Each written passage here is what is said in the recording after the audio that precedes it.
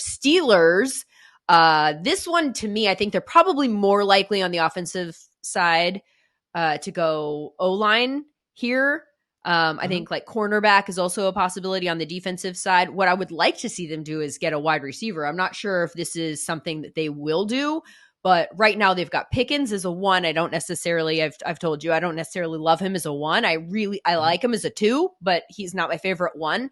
And then after that, they've got Van Jefferson and Quez Watkins as their starting wide receivers. So this is not a room I'm particularly fired up about, and I would like to see them upgrade the wide receiver position. And I think they will probably in round 2 or 3. I think in round 1, you're right on it. You know, they want to continue to build that offensive line, which they've been doing through the draft in the last couple of years. They're at 51 in round 2. So, you know, Xavier Worthy could be there. Keon Coleman could be there out of Florida State.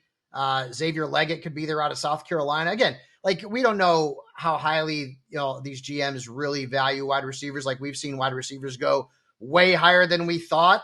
And then we've seen wide receivers go way lower than we thought, like DK Metcalf from a few years ago. So, but I think wide receiver will be focused because, as you mentioned, I mean, they got Van Jefferson, you know, they got Calvin Austin. Like, there's just not a lot to like. I will say this, and Lindsay knows this: Steelers are going to run a lot of 2 tight end sets, right? I mean, like with Arthur Smith. So wide receiver is not going to be a prominently targeted position overall. Like, you're not going to see a superstar